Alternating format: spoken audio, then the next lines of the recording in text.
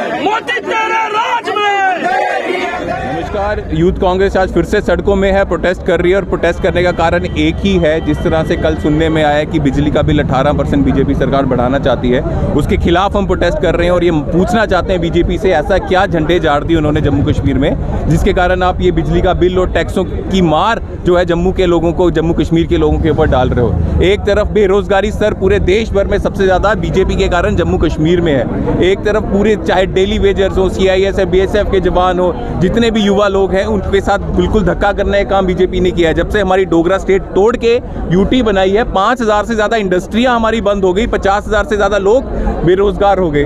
तो इतना धक्का करने के बाद आप टैक्स पे टैक्स की मार जो है जम्मू कश्मीर के लोगों पे डाल रहे हैं, उसके खिलाफ हम खड़े हैं। सीधी सी बात बीजेपी के लोगों को कह रहे हैं, ये चीज़ आपको वापस लेनी पड़ेगी। बीजेपी को बिजली का बिल हम चाहते हैं नहीं बढ़ाए और बीजेपी को ये बात सुननी पड़ेगी।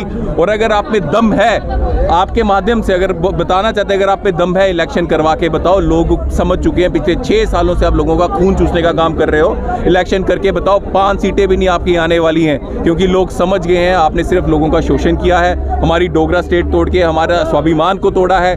बेरोजगार जितने लोग हैं बेरोजगारी सर बढ़ाया है, डेली वेजेस के साथ धोखा किया है, स्टूडेंट्स के साथ धोखा किया है। और जब तक हमें हमारा हक नहीं मिलता हम ये लड़ाई लड़ते रहेंगे। जी 47 सीटें कश्मीर में है, पॉपुलेशन भी ज़्यादा है, वहाँ पर 12%, यहाँ 17 से 18%। क्या लग रहा है आपको 43 सीटों के बावजूद भी हमें जो बिल है वो ज़्यादा देना पड़ेगा? हमेशा बीजेपी का यही हमेशा ये बीजेपी वाले जम्मू के ठेकेदार बनते थे, लेकिन हमें देखने में आया है, जितना भी एक्सपीरियंस हुआ है, कि हमेशा जम्मू की आवाज़ उठाने में फेल हो चुकी है बीजेपी सरकार। ये वो कांग्रेस सरकार ही थी, जब कांग्रेस सरकार की चीफ मिनिस्टर गुलाम नबी आज़ाद साहब थे तो पूरे चाहे जम्मू का खिता हो, कश्मीर का खिता हो, बराबर का हक मिलता था। उसके बाद जब से ये बीजेपी सरकार आई है, जम्मू की आवाज़ उठाने के लिए बिल्कुल फेल हो चुकी है बीजेपी।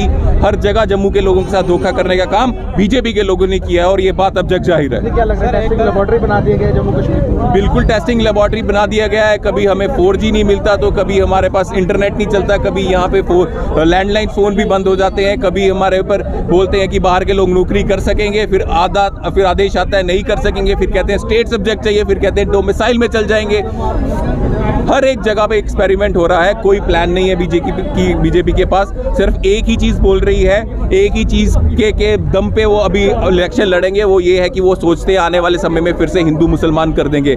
मैं आपको कहना चाहता हूँ, क्या आपके बच्चों को सही भविष्य चाहिए तो क्या ये मजहब की लड़ाई लड़के होगा? ये सिर्फ भगवान के नाम पे, धर्म के नाम पे वोट लेने की राजनीति करने, यही इनका आखिरी तंत्र रह गया है। जो इतने वादे किए हैं इनसे नमस्कार, आज कांग्रेस की तरफ से एक बड़ा प्रदर्शन किया गया है जिसमें आपको बताते चले कि कांग्रेस के द्वारा आज प्रदर्शन किया गया जिसमें बढ़ती महंगाई को लेकर और पूरे देश के अंदर जिस तरह से सियासत चल रही है और इस पर केंद्र सरकार को निशाना साधने का प्रयास किया गया और जिसमें यह साफ तौर पर कहा कि भारतीय जनता पार्टी जो है वो कहीं ना कहीं धर्म की राजनीति खेलने की प्रयास कर रही है। और आपने देखा कि जो इस समय यूथ कांग्रेस प्रदर्शन कर रहा था उनका क्या कुछ कहना था, वो पूरी बातचीत हमने सुनाई है। आप किस तरह से देखते हैं, आप अपनी राय जो है कमेंट बॉक्स के जरिए रख सकते हैं। तब तक के लिए आप बने रहें JK 24/7 के लिए कैमरा पर्सन दीपक कुमार के साथ। धन्यवाद।